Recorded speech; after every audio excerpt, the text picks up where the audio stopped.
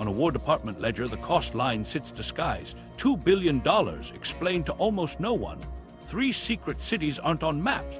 500,000 people touch the project without a name. Not the physics tonight. The lie, the money, the logistics that turned a democracy into a vault. To understand, go back. The mandate in the dark. Roosevelt's green light. 2 fears begin this story. First, German science. In 1938, fission cracks the atom in a Berlin lab. By 1939, physicists in exile imagine what a chain reaction could do if someone concentrated uranium's rare isotope. Second, the fear of delay. War is coming, then arrives. Letters pile on the president's desk. One of them, carried by Alexander Sachs, bears Einstein's signature and Leo Szilard's warning. Uranium might turn into a weapon. The letter is mild on the surface and urgent underneath. It asks for attention. It gets much more. Roosevelt hears it in the cadence of 194, industry, scale, speed. He doesn't ask for a committee report. He tells his science advisor, Vannevar Bush, to build a machine that can decide faster than the government can deliberate. Bush brings in James Conant. They create the Office of Scientific Research and Development and tuck the atomic question under a code, S1. It's the first mask, an innocuous label for an untested revolution. Meanwhile, Europe burns. By December 7, 1941, the United States is at war. The attack on Pearl Harbor snaps every priority line taut. With the country mobilizing, S1 moves from lab benches to procurement lists. But one question remains. Who will run a project that is science at the front and logistics all the way down? The answer is a colonel who will become a general in a single day, Leslie Groves, fresh off building the Pentagon, a man allergic to delay. Groves is blunt, impatient, and crucially, he understands that secrecy is a supply chain. He wants authority, land, steel, and a way to hide all of it in plain sight. The War Department gives him the Manhattan Engineer District, a harmless-sounding district name lifted from a New York office to mask a national program. On paper, invoices will look like dams and depots. In reality, they'll feed a weapon nobody will admit exists. There's a second decision as risky as the first, the choice of a scientific leader. Oppenheimer is brilliant, thin as a matchstick, and unproven as a manager. He's never run anything larger than a seminar. He's left-wing in the 1930s, a fact that will hang over him later. He's also the only person Groves meets who sees the whole field: nuclear theory, experimental needs, the tricky human alchemy of getting geniuses to work together. Groves picks him over safer names. He does it fast and doesn't look back. Stakes are simple and crushing. If Germany gets there first, London could disappear in a morning, then ships, then cities. If the United States moves too slowly or too publicly, Congress will debate while spies listen and materials slip away. Roosevelt signs off on the money without a line item saying bomb. Budgets are laundered through familiar forms. Contracts are cost-plus. Build it, we'll pay your costs and a fee. Companies that usually advertise their achievements will be told to work in silence.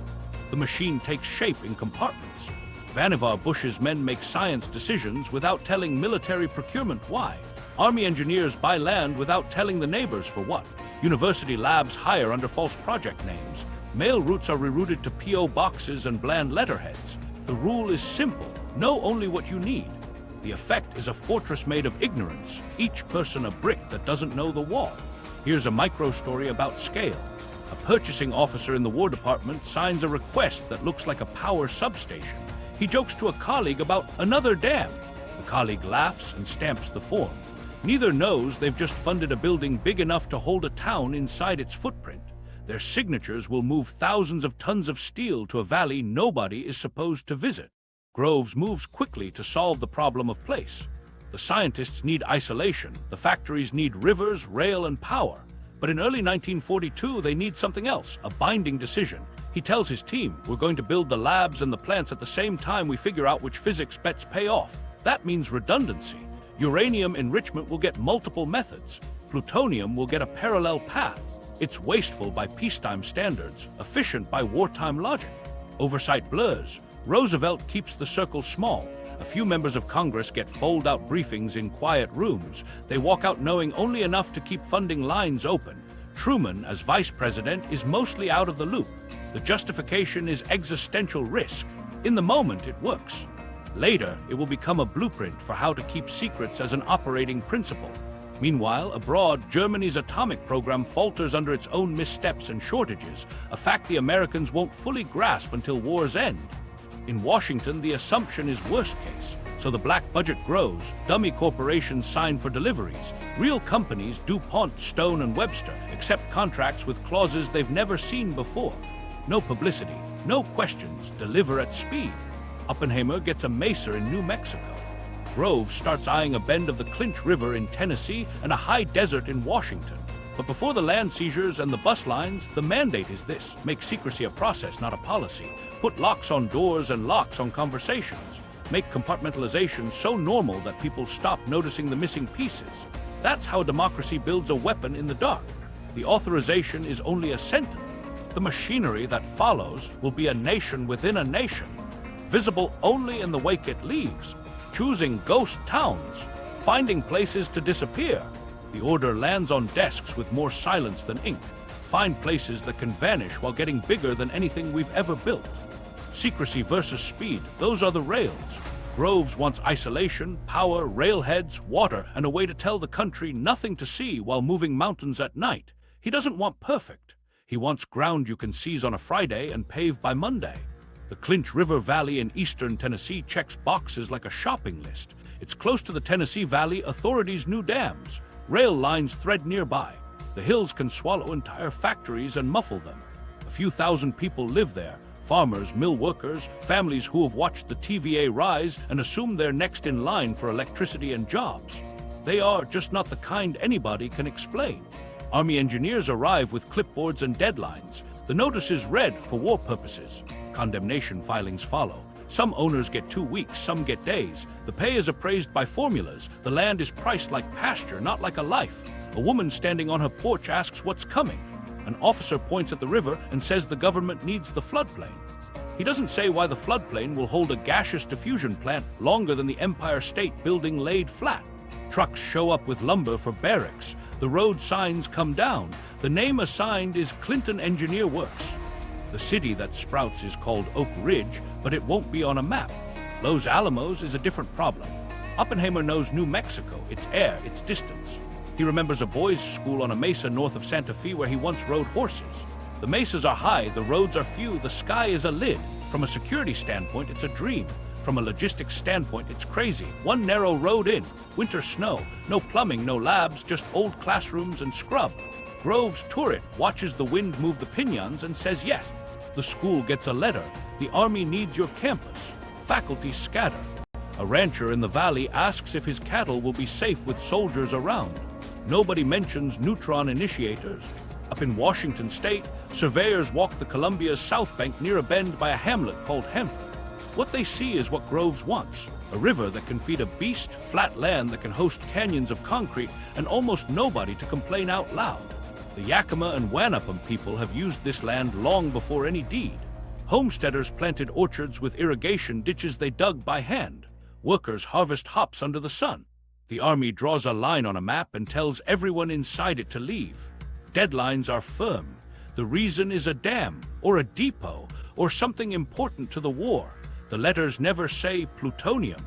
Secrecy isn't a policy here, it's the air. Mail gets rerouted through Knoxville or Santa Fe under box numbers. Birth certificates list strange addresses. Railroad manifests carry codes. In Oak Ridge, a fence grows around 59,000 acres. Guard shacks sprout like saplings. The bus system spins up before street names exist.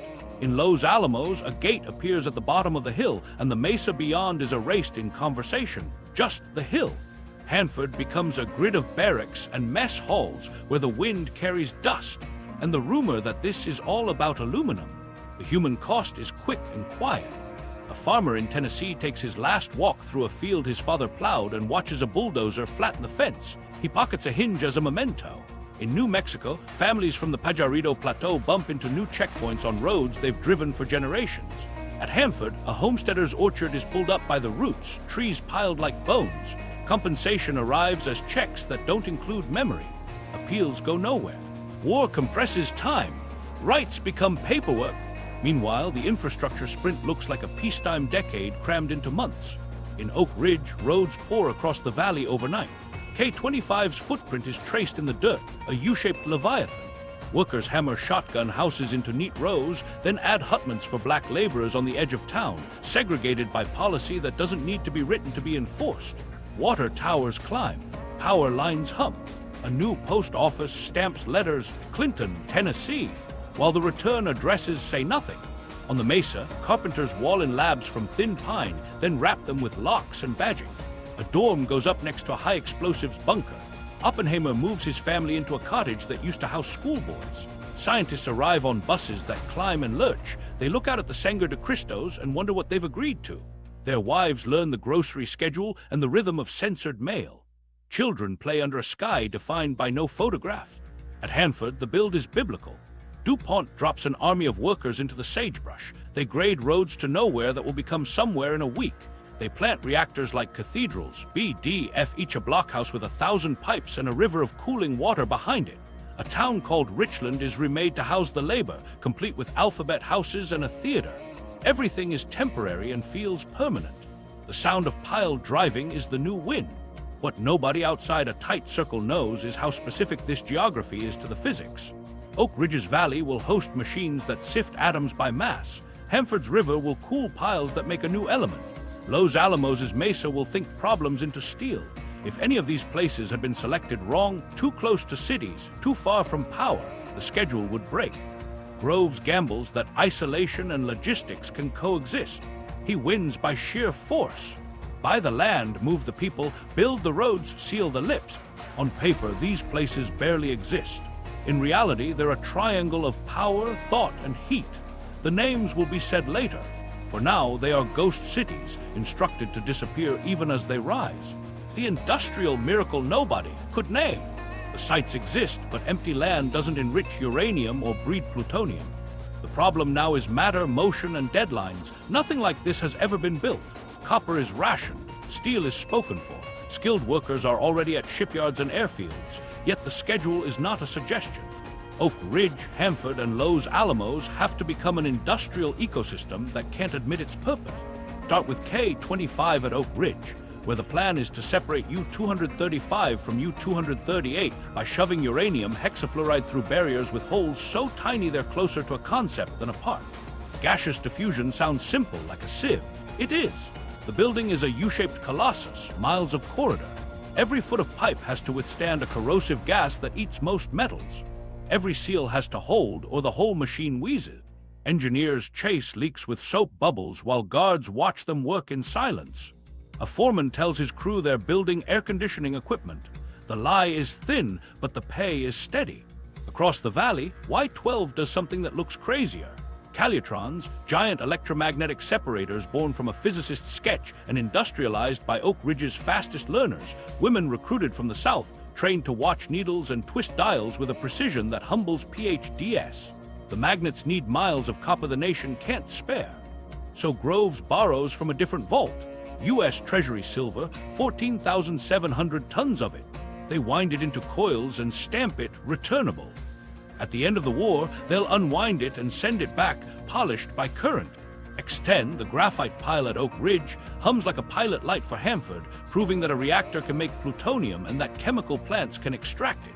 The purity problem nearly floors the effort. Trace boron in graphite could soak up the very neutrons the reactor needs. DuPont and suppliers scour sources until the blocks run clean.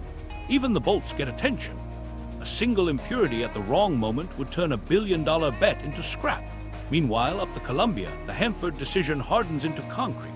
B-reactor rises as a block of graphite and tubes, a cathedral to neutrons. There's no precedent. The cooling system gulps river water by the ton, filters it, sends it racing through, and spits it back out. Engineers diagram failure modes that keep them up nights. What if the reaction runs away? What if it chokes? What if xenon gas builds and snuffs it out? They design controls with margins upon margin. When a xenon, poison, actually appears in early runs, the extra tubes and fuel the cautious designs allowed become salvation. A problem that could have ended the program is absorbed by overbuild. Back in Chicago, amid the urban hum, the metallurgical lab pushes theory into hardware. The memory of Fermi's first pile under a stadium stands over every decision, how close the line is between controlled and not. Men in lab coats write letters that move tonnage. They argue about cross-sections and corrosion while laborers stack graphite and pour foundations 1,000 miles away. The distance between chalkboard and crane shrinks to the width of a phone call. Groves needs companies that can build at speed and keep their mouths shut. DuPont is the obvious, reluctant choice. The firm worries about its reputation and demands a fee so low it can't be accused of profiteering. Cost plus contracts grease everything. Submit your costs, get paid at a fixed fee. Stone & Webster takes on Oak Ridge complexities. Union Carbide runs gas plants. Every procurement slips through a hole in the accounting fabric labeled with bland phrases: replacement parts, instrumentation, construction. NDAs become armor, rumor control becomes policy. Here's a moment about bodies in motion. A machinist from Ohio gets off a train in the dark and signs a paper that says he agrees not to ask questions. He's handed a badge and a locker key, boards a bus marked only with a route number, and steps into a room the size of a shipyard. His job is to bore holes to a tolerance he's never held before. He asks what the parts are for. The supervisor says the parts won't work unless the holes are right. He goes to work. Supply lines stretch and knit. Special alloys arrive under escort. Lubricants are reformulated because the old ones react with UF6. Gaskets are reinvented. Reeds on gauges are redesigned so operators can see a drift before it becomes a leak. Every time a sub-assembly fails, a fix is flown between time zones without paperwork catching up. The procurement officers learn to ask for 3 of everything because one will break and one will vanish into classification. Parallel to this, Los Alamos demands precision parts from a world that's never machined such shapes. High explosive casings have to fit like teeth. Detonators need microsecond reliability. Shops in the Midwest churn out components labeled by number, their workers told they're making switches or housings. The pattern repeats, specific without context, urgent without explanation. The impact is a war economy inside the war economy. Thousands of workers punch clocks for a purpose they can't name. Train yards fill at night and empty by dawn. Electric meters surge in valleys no one is supposed to visit. Contractors learn a new language of silence. And at the top of the ledger, the cost keeps climbing under headings that look like bridges. What nobody outside the circle sees is that the bridges lead nowhere visible. They connect isolated sites into a single machine, humming, secret, and just in time. The cities that weren't there. First rule of Oak Ridge is you wear your badge like skin. It hangs on a lanyard, clipped to a collar, flashed to guards who don't smile. Buses run on a schedule that maps a city nobody's supposed to name. Routes are numbers, not neighborhoods. Phones click when you pause too long. Posters warn your shadow can talk. A woman waiting for the grocery line asks her neighbor, "What do you do?" The neighbor laughs, then catches herself. "I can't say." That's the punchline in a town where jokes are safer than answered. Morale is a design problem. Oak Ridge solves it with movie nights, bowling alleys, dances in gymnasiums, and an electricity bill bigger than many states. The lines are long, the entertainment bright, the message is constant. Do your part, keep your mouth shut, the war depends on you. On Friday nights, a band plays for 1,000 workers who don't know they're enriching uranium. Couples waltz under lights powered by the same grid that feeds K25. The music's good. The buses run late. A micro story. A young operator from Alabama stands at a dial in Y12, watching needles drift. She's been trained to make tiny adjustments faster than her mind can ask why. On her first night, an older woman taps the glass and says, "You'll feel it in your wrist before you see it." Weeks later, a physicist visits the floor and realizes the operators are outperforming his grad students. He can't tell them that. He nods at the supervisor and leaves with his secret. In Los Alamos, daily life is a hilltop under lock and weather. The gate guards check names against lists that change. Mail comes opened and resealed, sentences underlined in pencil by a censor with neat handwriting. The mess hall serves stew to Nobel laureates and 20-year-old machinists. A physicist bumps into a security officer and apologizes in German. The apology hangs in the air like a dare. Children ride sleds in winter past buildings with numbers for names. A wedding happens in a borrowed chapel. Vows are said while snow melts off boots. On the mesa, identity is a partial sentence. A chemist's wife tells her sister she lives near Santa Fe, then changes the subject. Birth announcements list a P.O. box. Microeconomies form in the gaps. Someone with a line on nylons trades for coffee. A mechanic can fix a boot and a rumor in one visit. A black market for news appears. Someone's cousin in Knoxville heard that aluminum is the key. Someone's uncle in Chicago says graphite. The rumors are wrong mostly, but they keep the silence from swallowing people whole. Hanford, by contrast, feels like the wind blew in a city and forgot to finish it. Richland's alphabet houses fill with families who learn to sleep through pile driving and freight trains. The hutments at the edge of Oak Ridge fill with black workers who build the city and live outside its amenities, fenced by policy and habit.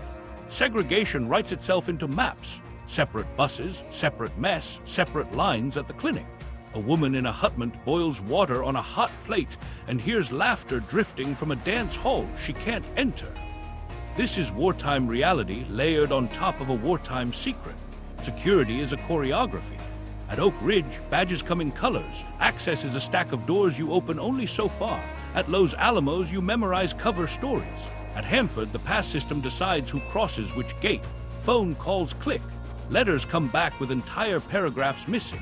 A rumor control office pins gossip to corkboards and writes dry notes like unsubstantiated. Source unreliable. People still find ways to be people. A couple meets in line for the bus, marries fast, and names a daughter June for the month they first danced. A machinist learns the guard's name and brings him coffee on cold mornings. A scientist sneaks a guitar into a barracks and plays until someone cries. A toddler runs down a hallway wrapped in warning signs and laughs like there's no war on. Work defines the days. Operators on 12-hour shifts trade stories about needles that won't sit still. Couriers carry sealed crates down stairwells into rooms with thicker doors. At Los Alamos, a blackboard fills with implosion math while outside a truck dumps another load of high explosive. The labs hum. The bus horns sound. The city breathes in shift. Then there's the line nobody crosses. Need to know. A foreman at K-25 tells a new hire, "You'll never see the whole thing, and that's the point." In Los Alamos, a young theorist asks about a detonator test and gets a look that ends the conversation. At Hanford, a pipefitter uncaps a line and smells something like wet metal. He tightens the valve and goes back to work. He'll never know he's standing in the shadow of plutonium. Bad days come. An accident in a shop sends a man to the clinic. The report says industrial injury and stops there. A phone call home gets cut off after a pause. A package with homemade jam arrives minus the jam. The label says inspected, and someone laughs. Humor is a pressure valve no one can confiscate. And yet the system holds. 75,000 people in Oak Ridge keep a secret they don't know. Los Alamos contains a fever of ideas behind a single gate. Hanford turns river water into something history will learn to fear. All three function as cities under a gag order, identities suspended in the space between task and meaning. While they live this way, something else moves quietly. Money, approvals, the invoices that pretend these places aren't there. The $2 billion shell game. While workers guessed at gaskets and gauges, the money moved in silence. The stakes were simple and dangerous. Fund a program larger than many nations' economies without signaling its existence to Congress, reporters, or enemies.